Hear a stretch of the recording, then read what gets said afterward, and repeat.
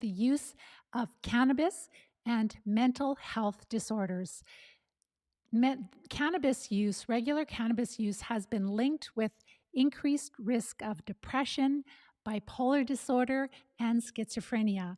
And because over the last few years it's been prescribed more by doctors, now it's becoming legal for medical use in different countries.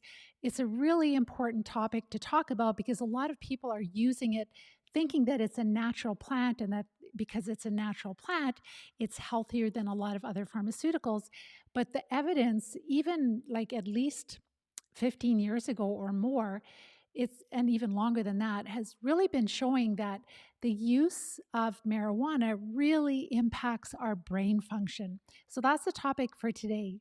And if we haven't met, my name is Pam Bartha, and I'm the author of Become a Wellness Champion and the founder of Live Disease Free. It's really important to talk about these topics because I was diagnosed with multiple sclerosis over 30 years ago. And by the grace of God, I have learned early on that the MS was caused by parasites. And as I treated the parasites, I was able to recover, get my health and life back. Now we have been coaching students for, I would say, close to about 10 years in a large group setting in classes. And what I found is, like in Canada, for example, and this was already in 2018, the use of marijuana for medical purposes for people that have MS, like I could have got a prescription for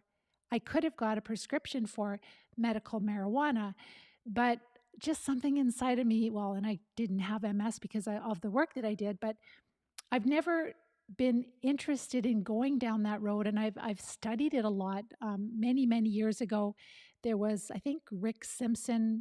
There was a lot of talk about how marijuana really helps to not cure people of cancer, but really slow the progression of cancer down. So yes, it's a plant that has medicinal properties, absolutely, and it can help us to manage pain and help us to fall asleep.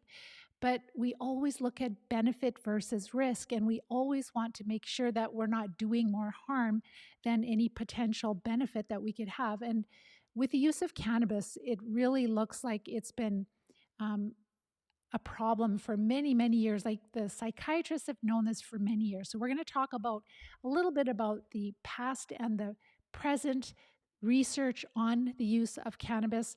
And so we're not talking about drug addicts. We're talking about people that are using it regularly for, maybe or trying to manage insomnia or pain or different things like that. So cannabis, it was years and years ago in the Netherlands, it was legal in 1976. The Canadian government legalized cannabis in the year 2018. And as of April of this year, cannabis is legal in about 38 states in the United States and in 3 territories and in the District of Columbia, but it's allowed for medical use, so it's not really legal like in Canada. Canada, we can use it for recreational, same thing with the Netherlands, but in a lot of European countries, it's illegal also, but it's allowed for it's not allowed for personal use in most EU countries. It would just be for medical purposes mostly.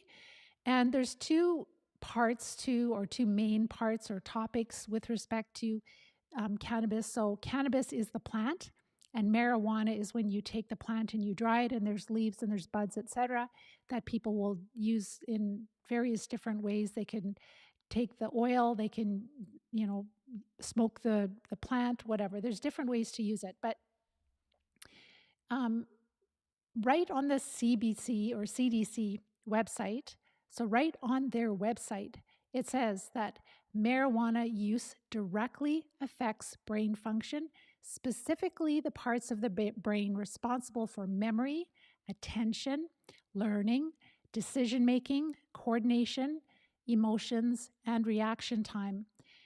And recent marijuana use, so that's like within 24 hours in either youth or young adults, it immediately impacts their brain, their attention, memory, so like really quickly.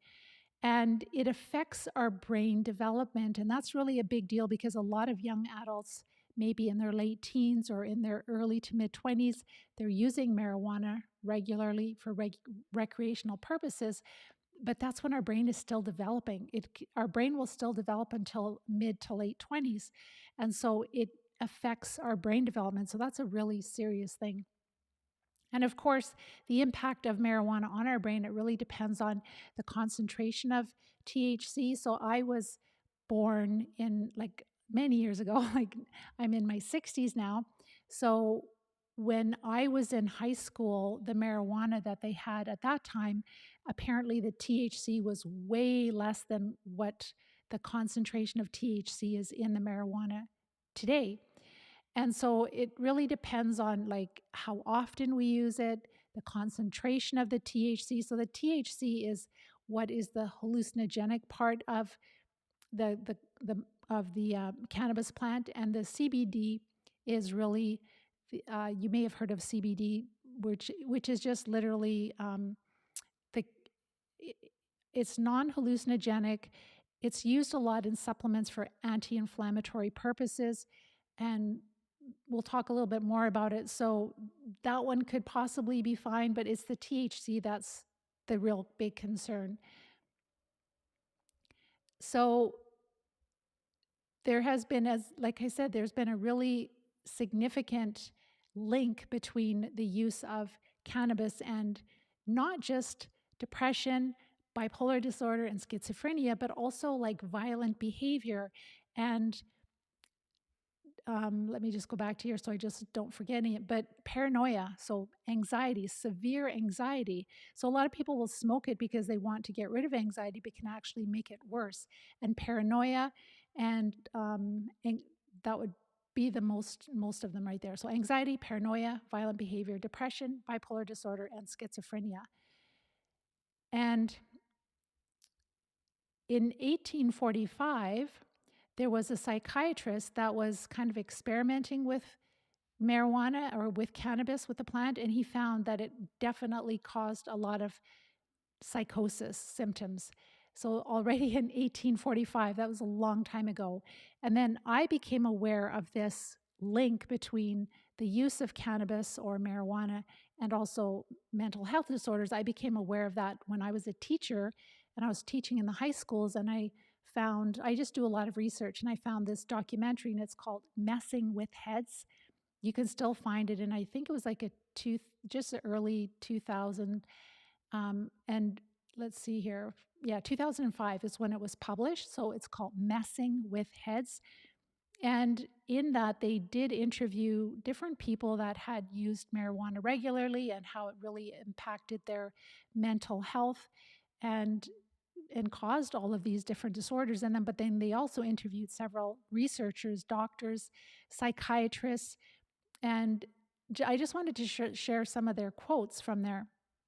So a Sydney psychiatrist, Dr. Andrew Campbell, he said, "My view is that cannabis is bringing on new cases of psychosis. I see a lot of people with long-standing psychosis, and if I see 10 people in a day, so if I see 10 patients in a day, 7 of them will have used cannabis on a daily basis at the first time of the onset of the psychosis.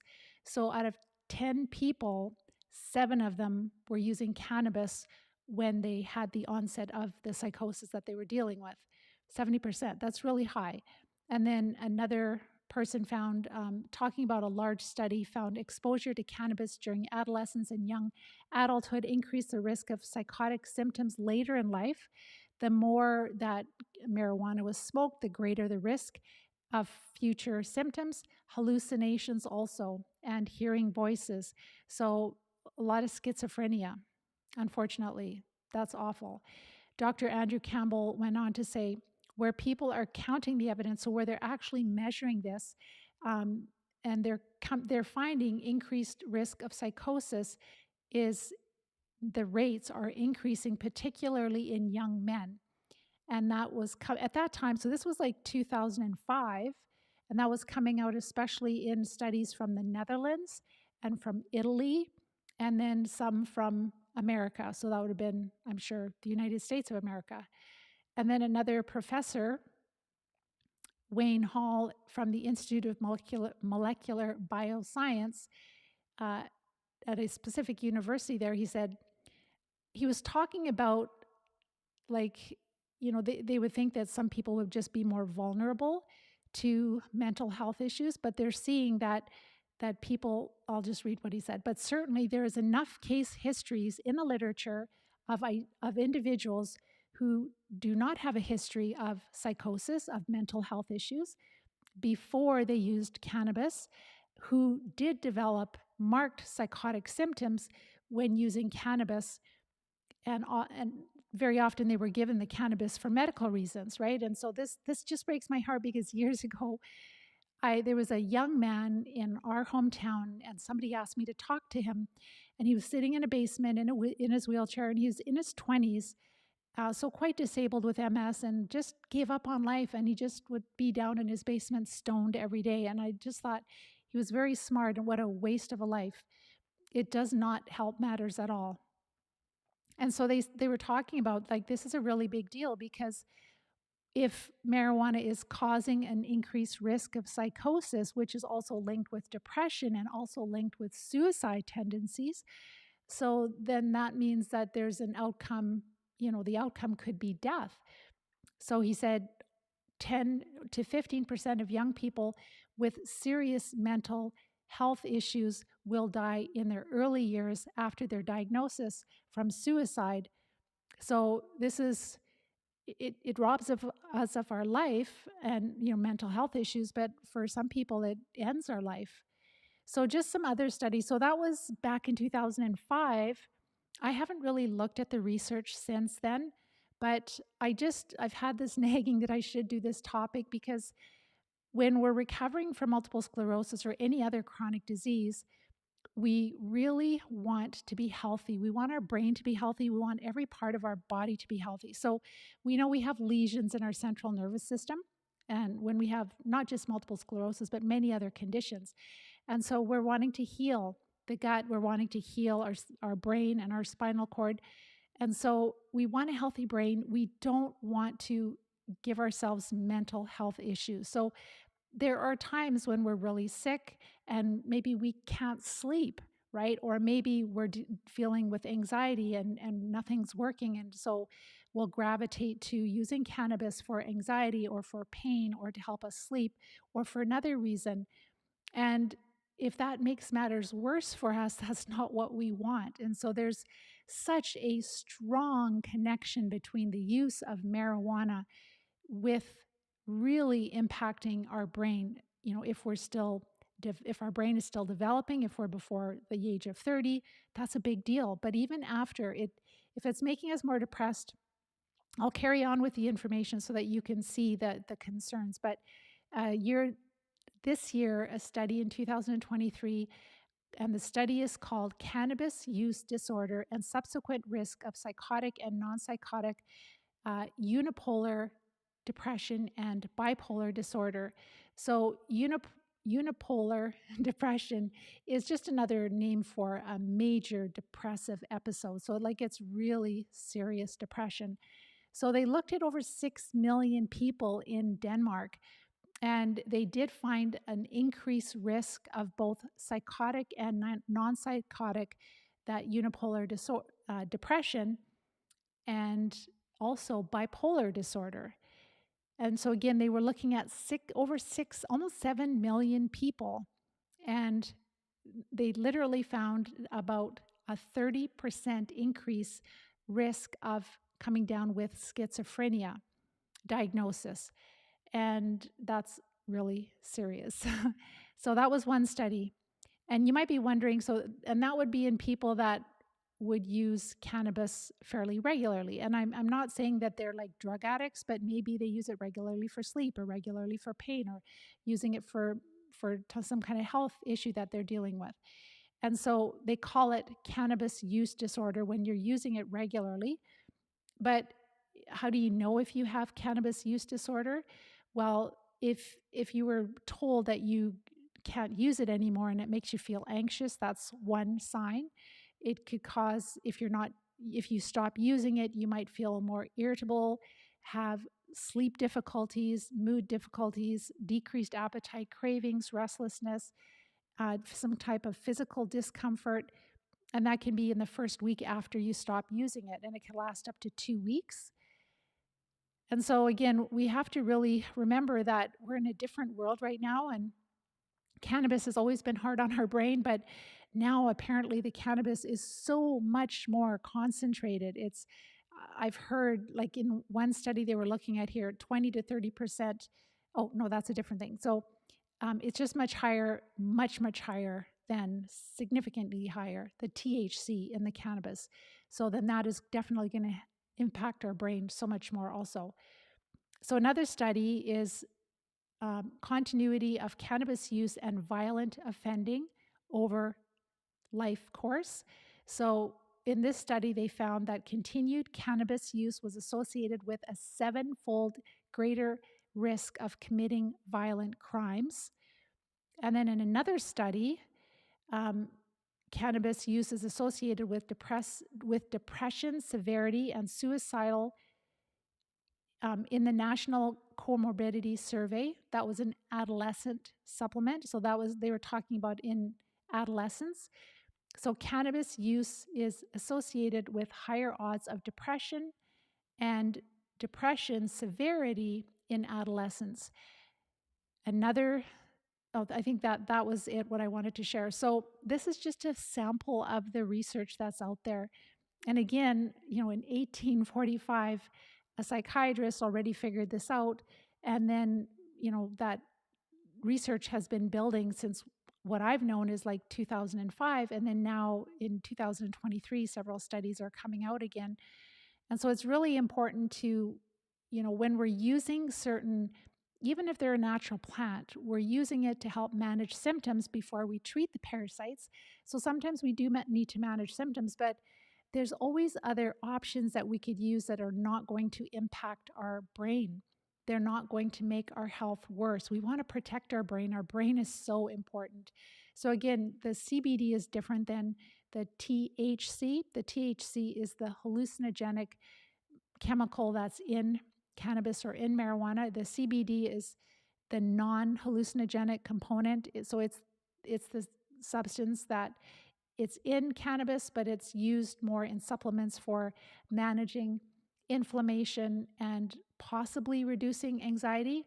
I'm not sure how safe it is. I think it's safe, but THC is definitely the problem in all of these studies.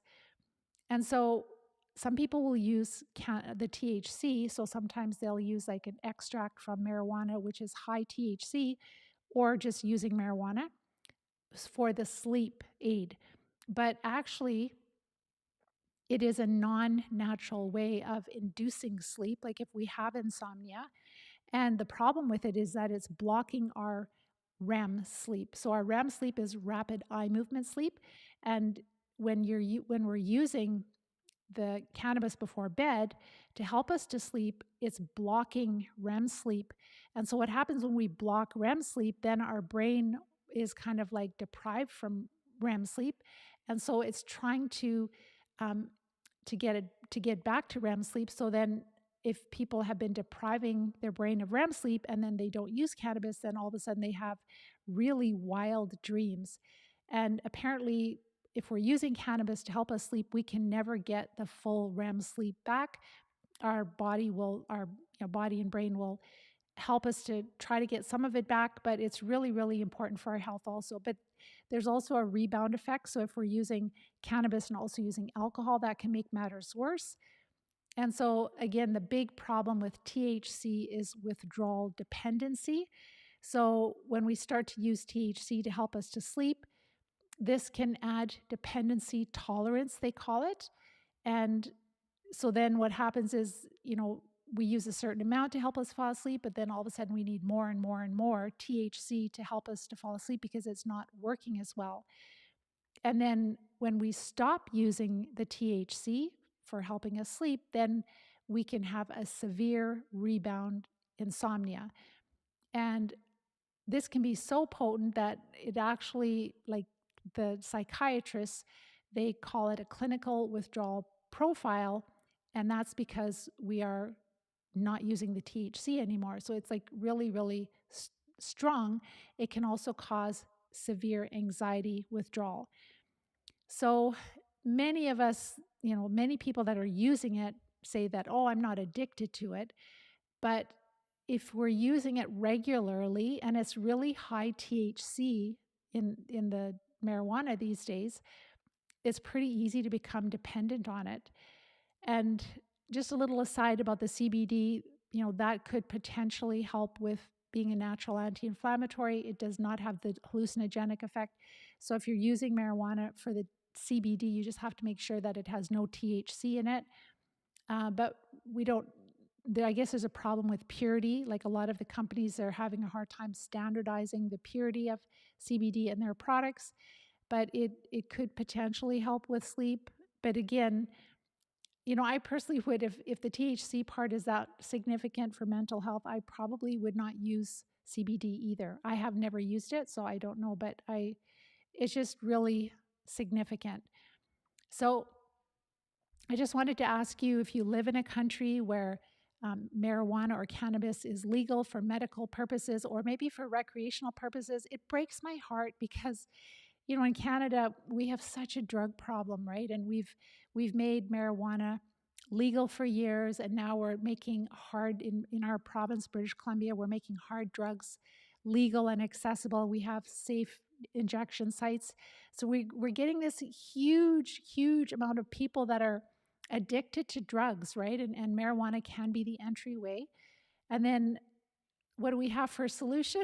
We have something called MAID, medically assisted suicide. So it's like, oh, you're a drug addict and you're depressed. Well, you have the right to kill yourself. Like you just can't even make this stuff up. It's just unbelievable. I'm just so disappointed in Canada, and I don't know where this is all going to go, but we have a really big problem with that. And so I'm really concerned too about our young people that are, the government has made it legal and people can just freely use it. And then, if it's affecting their brains, how's that going to affect the next generation, right? Where we have such a much higher incidence of, and maybe some people are not going to be coming down with like schizophrenia or bipolar disorder, but what if they're just like really aggressive and easily angered with their family members, with their work, not being able to hold work down? It affects our brain, right? And so if we're sick,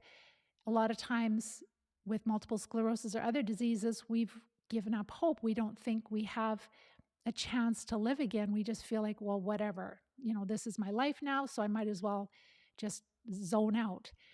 But that's not true, because we have so many people that have recovered that have followed the Live Disease-Free plan because they're treating parasites, they're treating the cause, and there's so much evidence. So if this is the first time that you've found me and you've heard what I'm talking about, make sure to check out our videos. I've got a ton of videos on YouTube and on Rumble and on Facebook, but check out our website because our blogs are amazing. And you can treat the parasites. You can protect your brain. If you can't sleep, there are other options. Short-term use of like an antihistamine can be helpful, or even melatonin. And then there's some different herbs that are fine, like valerian, right? So we have to figure out what's the best for you, like what you need. Check with your pharmacist if you're using any other drugs, of course. But if you're dealing with pain management, then there's different natural anti-inflammatories that we can use. And so we can pick things that can help us to manage these symptoms of the parasites. And then we treat the parasites and then we don't have a problem, but we can protect our brain. And I think that's really, really important. So there's so much evidence that shows that cannabis is harmful to the brain. So with my students, I always, if they come to me and they start working with us, I'm always like, please, like, this is all the research. Take a look at it. It's terrible for your brain. I'll help you find other options to manage your symptoms. We want to protect your brain. We want to heal your brain, not just from the parasites, but also from the use of things like cannabis. So I'm going to see if you guys have any questions. I'm in Canada. It's really bad here. Hello, hello. I know this is a different, yes, we have snow here for the first time today. Incredible. So Graham, very interesting to hear about this. Yes, it is really sad. So one gentleman is sharing here, as a longtime chronic user who is now straight, I believe I'm seeing the long-term damage now. Sorry to hear that. But you know what? The brain is amazing. It can heal itself so well. So even though maybe there is some damage, there's probably a lot of recovery that we can have. We see that even with our students that maybe have severe cognitive impairment from even just the multiple sclerosis. And, they're in brain studies, and they're really really struggling, and then they treat the parasites, they heal their brain, and then they are no longer allowed to be in the studies. So that's the exciting thing, is that our brain can do a lot of healing. So hopefully your brain will totally help heal also. Hi, Heather. I'm so glad. So there's another person here shared that myself and my husband have quit now for over a month, and using it since a young age. And the thing is, we didn't know. I used to smoke cigarettes. I'm ashamed to say that, but I did. I didn't know my dad smoked. A lot of my family members smoked. It was the cool thing to do. Luckily, I quit pretty early on in my early 20s, but how stupid of me to even start. But we everyone else is doing it, and whatever. So we do things. But I'm so happy that you figured that out, and your husband. You said, my husband has stopped feeling suicidal and extreme bad depression and lots of my symptoms of anxiety, etc. So that's the crazy thing, is a lot of people will take marijuana because they're feeling anxious and they feel that it's going to calm them down. But then what they don't realize is that when they're not high, then it can cause a lot more anxiety, and it can actually make matters worse.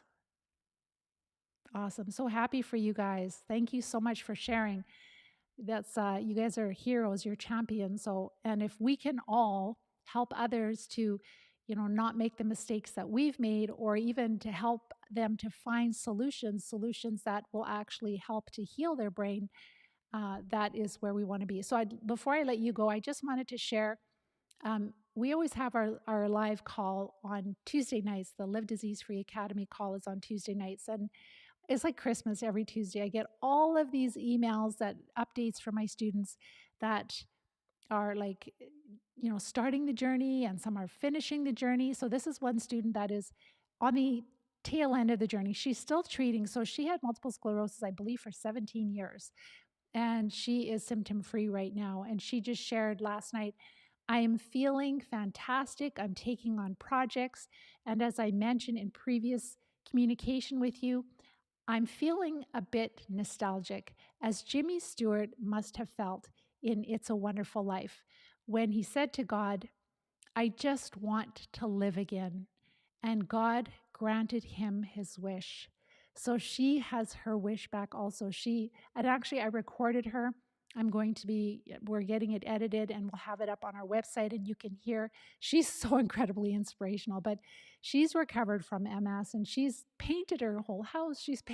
She's on a mission of painting and doing all kinds of things, because she's like, just feels amazing. So there is hope for you. If you are, let's say you are dealing with chronic disease and you've been using marijuana to help manage the pain, the emotional pain, the pain of the disease, you don't have to live like that. We want to protect your brain. We want to help you to get back to living.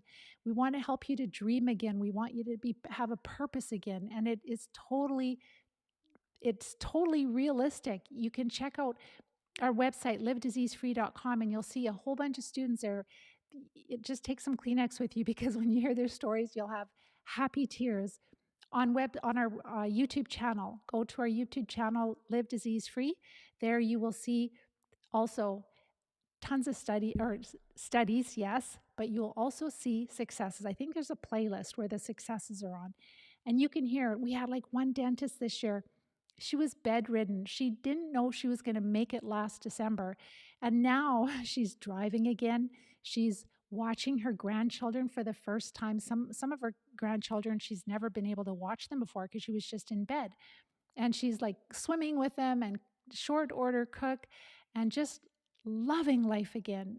And there is hope for you, but you have to take a different path. You can't keep doing the same thing that hasn't been working. The disease-modifying drugs, they will just suppress our immune system. They make us weaker.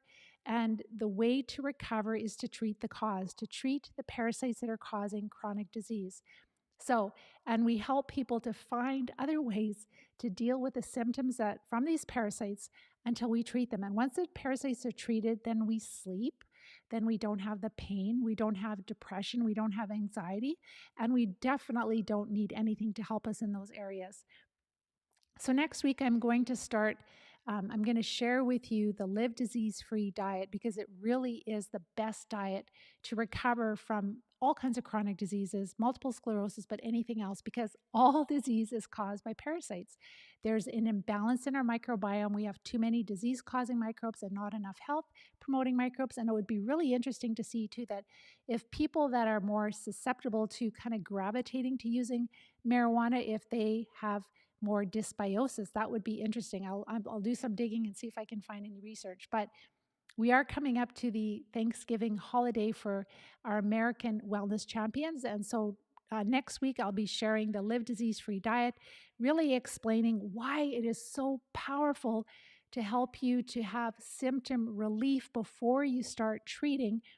So we don't have to wait till we start treating. We can start feeling better within a week or two by decreasing our carbs. So we're going to talk about the guidelines, give you some ideas for the holidays so that you can actually enjoy the holidays and not compromise your health.